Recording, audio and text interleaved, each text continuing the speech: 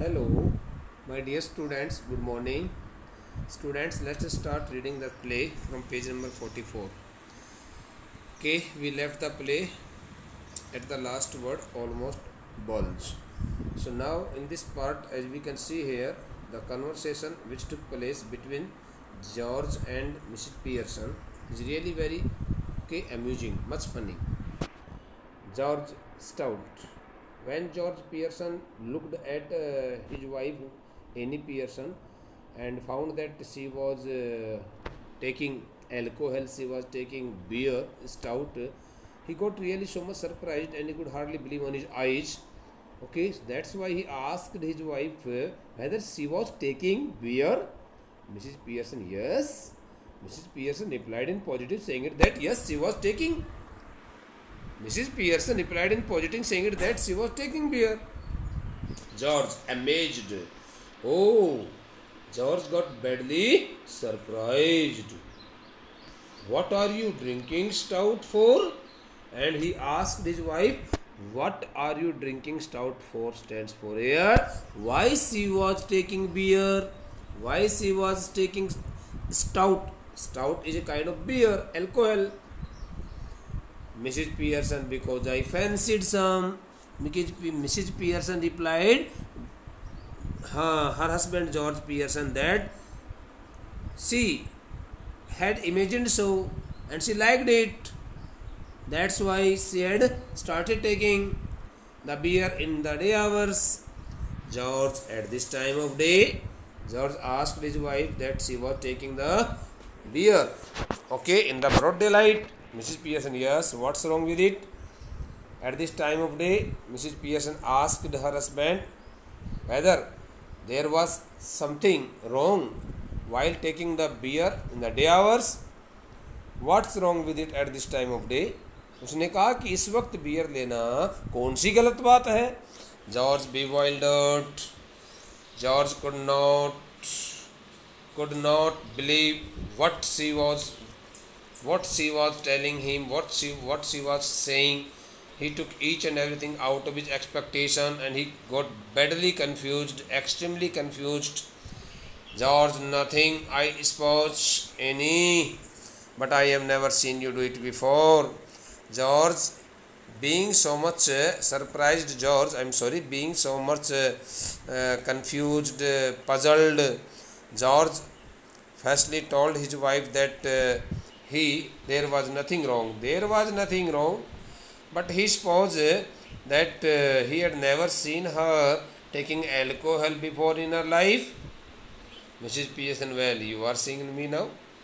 Mrs. Pearson told her husband that he was noticing her, he was seeing her taking the alcohol at that moment or not. भाई तुमने पहले कभी मेरे को alcohol लेता हुआ नहीं देखा तो कोई बात नहीं देखा होगा, अभी तो आप देख रहे हो ना मेरे को. George with heavy distressed means totally unhappily, yes and I don't like it. George told his wife Annie Pearson okay that he had never seen her okay taking such kind of thing in her life before, and he did not like it. It doesn't look right, and he also told her okay that it was not a good decision as taken by her. इस प्रकार से हमारे घर में दिन के समय में बियर लेना कोई अच्छी बात भी नहीं है. I am surprise eight you, मैं तुम्हारे को वास्तव में ये सब देख कर के बड़ा हैरान हूँ. Mrs. Pearson, well, that ought to be a nice change for you. Mrs. Pearson told her husband that it could be a nice change in his nature and behavior if he had got so much surprised.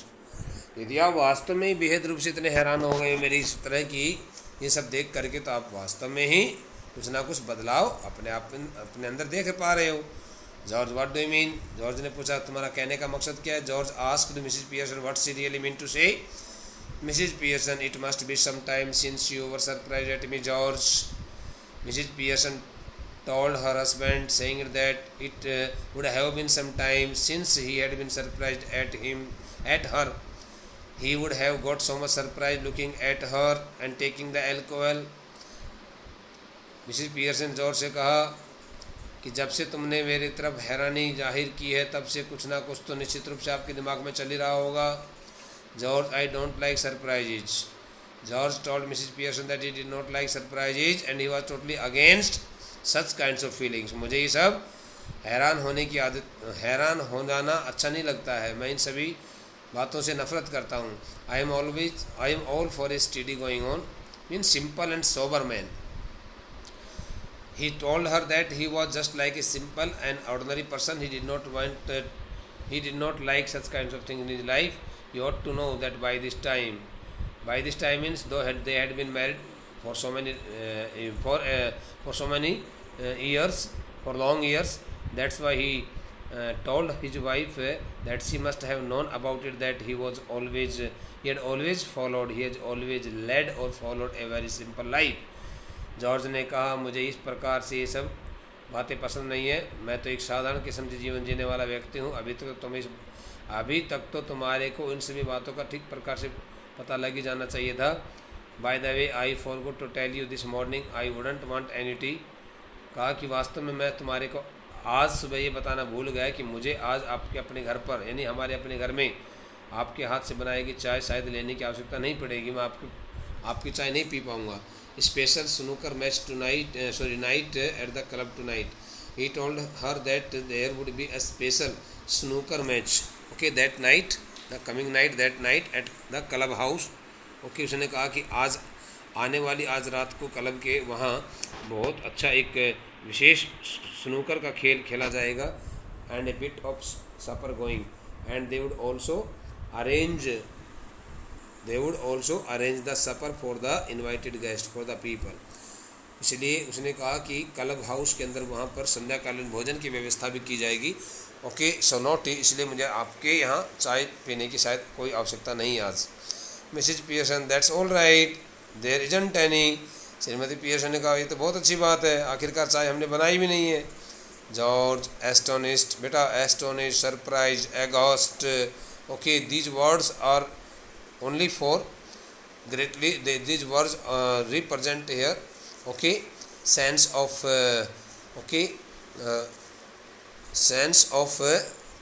such feelings which go against the man's common belief, means surprised. Astonished means भी बहुत ज़्यादा हैरान हो जाना। George, astonished, you mean you didn't get any ready? Being so much surprised, George asked his wife, Annie Pearson, if she meant to say that she hadn't prepared any tea for him. Mrs. Pearson, yes. Mrs. Pearson replied in positive, saying that he was totally right. He had really guessed so nice, so well, and a good thing too, as it has turned out. And she also told him that she would not like to prepare tea for them also. George aggrieved. The word aggrieved stands for here, okay, pained, okay, depressed, badly shocked. That's all very well, but suppose I had wanted some. George looked so much pained at that time, and he told that that was very well, that she had got a big change in the house, and a good thing too, as it has turned out. It has turned out means all the systems have been totally changed. Now she would not like to prepare tea for any one of the family members. But when George attended such voice, of Annie Pearson, he got a bit pained and shocked, and that's why he told her that that's all very well, but suppose I had wanted some. He got agreed with her, but he again told her that if he had wanted some tea, if he had asked for some tea, then what she would have responded him, what she would have taken such kind of decision, what kind of decision she had taken against his offer of taking the tea.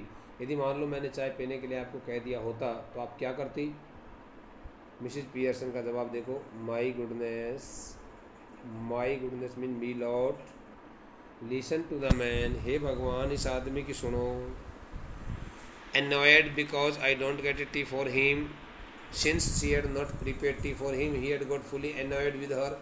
अरे मैंने इसके लिए चाय क्या नहीं बनाई, ये तो मुझसे गुस्से में हो गए। That he doesn't even want, since he does not want to take tea, though he does not want to take tea thereafter, he has got so much annoyed. Ever tried that at the club? Mrs. Pearson asked her husband whether he had ever tried such kind. He had ever tried that the formula of getting tea at the club or not, at the club house or not. क्या आपने कभी इस प्रकार से club के वहाँ बैठ कर के चाय मांगने के लिए कभी प्रयास किया है? George tried what at the club, क्या कहा तुमने? क्लब के ऊपर मैंने कौन सी चीज़ का प्रयास किया है? Mrs Pearson going up to the bar, मधुशाला होता है। Okay, going up to the bar, a place where people sit together and take the alcohol, and telling them you don't want a glass of beer, but you are annoyed because they haven't already poured it out. Try that on them and see what you get. Mrs Pearson कहते हैं going up to the bar, आप तो हमेशा उस मधुशाला में जाते रहते हो। And telling them you don't want a glass of beer, और आप मधुशाला में जाकर के उन लोगों के कहते रहते हो कि मुझे भाई अभी एक गिलास बियर का भरा हुआ एक गिलास मुझे नहीं चाहिए। But you aren't annoyed because they haven't already poured it out, लेकिन तुम उस वक्त गुस्से में नहीं होते हो जब वे लोग तुम्हारे गिलास के अंदर बियर पहले से भर कर के नहीं रखते हैं तुम्हारे लिए कि भाई जॉर्ज पियर्सन आएगा, चलो उसके लिए गिलास में बियर पहले से भर के रख देते हैं, कहीं मांग लेगा और उस वक्त यदि उसको वो चीज़ नहीं मिली तो गुस्से में हो जाएगा। ट्राई दैट ऑन दैम, ज़रा इस बात को उनके ऊपर आजमाइए। And see what you get, और फिर देखना तुम्हारे को क्या जवाब मिलता है। George, I don't know what you are talking about. George told his wife that he did not know what she was talking about. Okay, he could not understand what she wanted to say to him. जो कुछ तुम मुझे कहना चाहती हो मुझे कुछ समझ में नहीं आ रहा है। Mrs. Pearson, they would laugh at you even more than they do now. Mrs. Pearson कहती है कि जब तुम उनसे इस प्रकार से पूछोगे तो वे तुम्हारे पर बहुत ज़्यादा हंसेंगे, तुम्हें पागल समझ करके, तुम्हारे को मूर्ख समझ करके बहुत ज़्यादा हंसेंगे। George indignantly, okay, indignantly stands for here, not honorably, respectfully, but disrespectfully. Laugh at me, थोड़े से डिसलाइक्ड फॉर्म में बोलते हुए, क्या कहा तुमने? वे लोग मुझ पर हंसेंगे। George asked Mrs. Pearson whether she wanted to say that the people working at the club would start laughing at him. They don't laugh at me. He also made it clear that they never laughed at him. वे मुझ पर कभी हंसते नहीं हैं। Mrs. Pearson, of course they do. Mrs. Pearson कहा, अरे तुम्हें पता तो कुछ है नहीं, हमेशा तुम पर हंसते हैं, तुम्हारा मजाक उड़ाते हैं। You ought to have found, तुम्हारे को इस बात का अभी तक पता लगा लेना चाहिए था, that out by this time, अभी तक तो तुम्हारे को इस बारे में पता लग जाना चाहिए था कि वे लोग तुम्हारा बड़ा मजाक उड़ाते रहते, तुम पर हंसते रहते हैं। Anybody else would have done, तुम्हारी जगह कोई और व्यक्ति होता तो निश्चित रूप से इस बारे में उसको इस बात का आभास हो जाता, तुम तो पागल हो। You are one of their standing jokes, तुम तो खड़े मजाक जो करते हैं उन खड़े मजाकों वाले, सबसे ज़्यादा मजाक किए जाने वाले व्यक्ति में से तुम एक व्यक्ति उनके लिए फेमस, तुम तो बड़े प्रसिद्ध हो। दे कॉल यू पोम्पी ओम्पी, वे तुम्हारे को पोम्पी ओम्पी कहते हैं, पियर्सन कहते हैं, because they think you are so slow and pompous, क्योंकि उनको पता है कि तुम बड़े ही आलसी हो और बड़े ही दिखावटी व्यक्ति हो, बहुत ज़्यादा अपना दिखावा करते रहते हो। जॉर्ज हॉरिफाइड, नेवर, जॉर्ज थोड़ा घबराते हुए, डरते हुए, नहीं, कभी मैंने ऐसा सुना ही नहीं उनके मुख से, कभी ऐसा हुआ ही नहीं। Mrs Pearson, it's always beaten me, it has always beaten me, why you should want to spend so much time at a place where they are always laughing at you behind your back and calling your names. Mrs. Pearson told her husband that she was always grieved, thinking that her husband was being so much insulted and humiliated by the people living at the club, and they were always making practical fun of him and his characteristics. So why he was going? Why her husband was going to that place where he got no respect? Leaving your wife at home night after night, and she also blamed him, saying that he never took his wife to that place with him, and he always left his home night after night and he never cared for his wife's words also. Instead of going out with her, who does not make you look a fool. If he had gone with his wife, if he had gone with her, उसका कहने का भाव ये था कि यदि तुम मेरे को साथ लेकर के जाते, she would have surely saved him from such kinds of jokes, तो मैं निश्चित रूप से तुम्हारे को उन सभी व्यक्तियों के इस प्रकार के मजाकों से तुम्हारे को बचा लेती. Cyril enters right with a glass of milk in one hand. Meanwhile, Cyril Pearson, who is the son of Doris Pearson, who is the son of Annie Pearson and George Pearson, okay, appears there before them with a glass of milk in one hand. अपने एक हाथ में एक दूध का गिलास भर करके वहाँ पर आता है, and a thick slice of cake in the other, and in the second hand, okay, he possesses a thick slice means piece of cake in his other hand. ठीक है. Almost dazed, he is almost dazed. Dazed means surprised. Turns to him appealingly. Appealing means requestingly. When Cyril Pearson appears, his father and mother.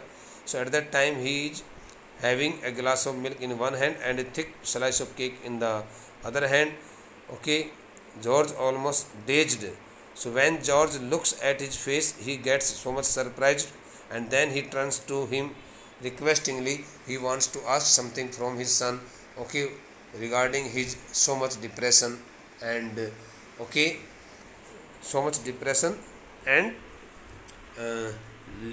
expressionless face, facial expressions, expressionless face. George, here Cyril, you have been with me to the club once और twice. George ने कहा कि अरे Cyril, तुम मेरे साथ उस club के अंदर एक बार दो बार, कम से कम एक दो बार तो अवश्य मेरे साथ गए हो. They don't laugh at me. अब मुझे आप एक बात बताओ कि क्या वे लोग मुझ पर हंसते हैं. And call me Pompey Ompey Pearson, और क्या मुझे इस प्रकार से पॉम्पी ओम्पी पियर्सन कह कर के चिढ़ाते हैं, मेरा नाम लेते हैं. डू दे, क्या उससे करते हैं. सिरिल एम्बेरेस्ड, असेम्ड, थोड़ा सा घबरा जाता है, घबराहट चढ़ जाती है. सीरियल घबराहट के साथ में हेजिटेट्स, थोड़ा हिचकिचाता है कि मैं कहूँ कि ना कहूँ पापा के बारे में कुछ. एंगरली, एंड बड़े गुस्से से भर कर के, go on tell me. George बड़ा गुस्से से भर कर कहता है, ए don't be silent and tell me what I have asked you. मैंने जो कुछ तुमसे पूछा उसके बारे में बताओ. Do the people working at that club ever laugh at him. Cyril embarrassed, again getting so much ashamed, बहुत ज़्यादा शर्माते हुए. Well yes dad, I am afraid they do. He disclosed the matter, saying that the people working at the club where he often visited really made practical joke with him, and they also laughed at him every time. आगे पापा, वास्तव में वे लोग तुम पर हंसते हैं, तुम्हारे को पोम्पी ओम्पी कह करके पुकारते हैं. George slowly looks from one to the other, staggered. George Pearson gets so much depressed, shocked, and he starts looking from one side to another side, and he could not speak a single word. He remains totally silent. George slowly, well, I will be damned, and he started scolding himself. He started scolding himself, calling that he was not really a good man, and he said some offensive word to himself. उसने अपने आप को बुरा भला कहना शुरू किया. Damped का मतलब अपने आप को बुरा भला कहने के लिए, और थोड़ा जैसे कि कह देते ना, स्कोल्ड करना, कर्स करना. ही स्टार्टेड कर्सिंग हिमसेल्फ, उसने अपने आप को अभिशाप देना, बुरा भला कहना शुरू किया कि अरे मैं इतना नालायक हूँ कि मैं इस प्रकार से वहाँ जाकर के अपनी बेइज्जती करवाता हूँ, मुझे वहाँ जाना छोड़ देना चाहिए. ओके बेटा, the rest of the part of this chapter will be attended by us. Okay, only the 3 to 4 lines are still left. George exits left slowly, almost as if somebody had hit him over the head. George आराम से, बड़े धीरे धीरे by तरफ वाले दरवाजे से बाहर निकल जाता है, जैसे कि मानो किसी व्यक्ति ने उसके सर के ऊपर कोई चोट मार दी हो.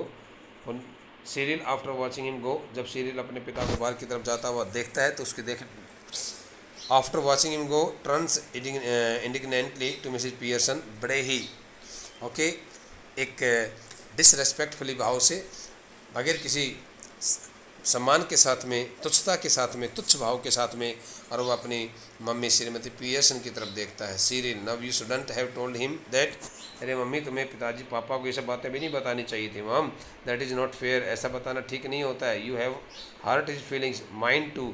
मम्मी ऐसा कह करके तुमने पापा की भावना को ठेस नहीं पहुंचाई है, मेरी भावना को ठेस पहुंचाई है। Mrs Pearson, sometimes it does people good to have their feelings hurt. कभी कभार तो लोगों की भावनाओं को ठेस पहुंचाना भी बहुत अच्छा रहता है। The truth ought not to hurt anybody for long. सच्चाई जो होती है वो किसी भी व्यक्ति की भावनाओं को लंबे समय तक नुकसान नहीं पहुंचा सकती है। If your father didn't go to the club so often, यदि तुम्हारे पापा उस क्लब में इतने ज़्यादा बार बार फ्रीक्वेंटली यदि बार बार वो नहीं जाते रहते, perhaps they would stop laughing at him, तो शायद वो अभी तक तुम्हारे पापा का मजाक करने से अपने आप को रोक लेते, क्योंकि तुम्हारे पापा बगैर बताए वहाँ पर लगातार जाते रहते, तो इसलिए उन लोगों को उनके साथ मजाक करने का आदत पड़ गई है। Cyril gloomily sadly I doubt it and Cyril Pearson tells his mother that he did not say anything regarding that matter and he got suspected. कहा कि मामा मैं क्या कहूँ, मुझे कुछ समझ में नहीं आ रहा, मुझे बड़ा संदेह हो रहा है, आप क्या कहने लग रही है उसको लेकर के, और बड़ा निराश दिखाई देता है उस वक्त। Okay, now the page number 46 से लेकर के बेटा और आगे के जो पेजेज है उनको हम कल अटेंड करेंगे। कल 1 घंटे का आपको लेक्चर देंगे और पूरा चैप्टर कंप्लीट करवा लेंगे। Thank you.